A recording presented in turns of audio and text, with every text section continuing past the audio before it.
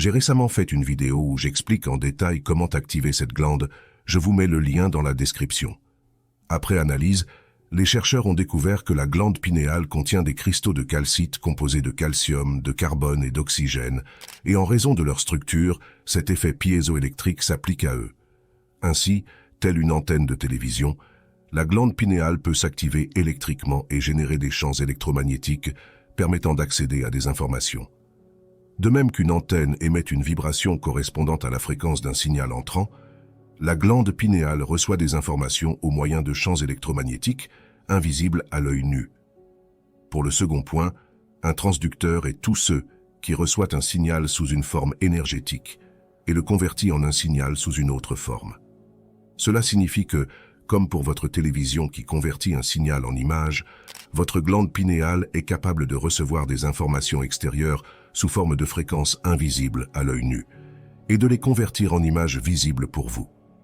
On comprend donc qu'en réalité, nous avons deux yeux pour percevoir le monde matériel et un organe qui est la glande pinéale, qui est en soi l'œil spirituel, l'organe du corps humain capable de capter le spectre de fréquences au-delà de la lumière visible. En associant les deux, on peut donc parvenir à percevoir la réalité de manière globale. Vers la fin de sa discussion avec M. Smith, Nikola Tesla a déclaré que l'homme a toujours détenu la connaissance générale et la vérité, et que selon sa perception et son expérience, l'univers est constitué d'un seul matériau et d'une seule énergie ultime, avec un nombre infini de formes vivantes. Ce principe-là, on le retrouve également dans les écrits hermétiques, soit des textes anciens provenant du premier pharaon d'Égypte, nommé Hermès Trismégiste. Dans ceux-ci, il y est inscrit le principe de mentalisme, qui se définit par le fait que le tout est esprit, l'univers est mental. C'est-à-dire que notre mental, soit notre conscience, est ce qui nous relie au tout. Le tout se représente par la conscience universelle. Dieu, la déesse, l'énergie universelle soit l'unité, ce qui unit tous les êtres vivants entre eux. Chaque personne lui donne le nom qui lui convient, mais le tout est en soi la forme d'énergie universelle qui unit tout. C'est pour cela que les hermétiques appellent cela le tout. À partir de là, on se rend compte qu'il n'y a pas de division, mais une unité qui est en chacun de nous.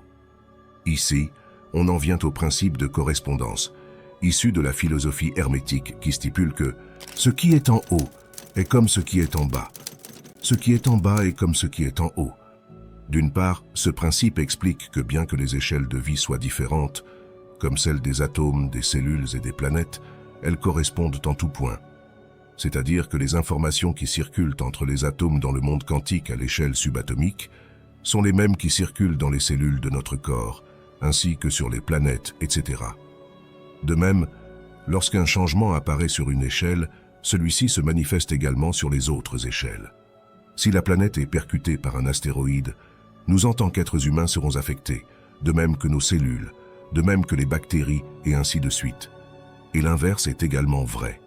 Maintenant, dans mes dernières vidéos, nous avons vu que l'atome, qui est la composante de base de la matière, est constitué à 99,9% de fréquences et d'informations.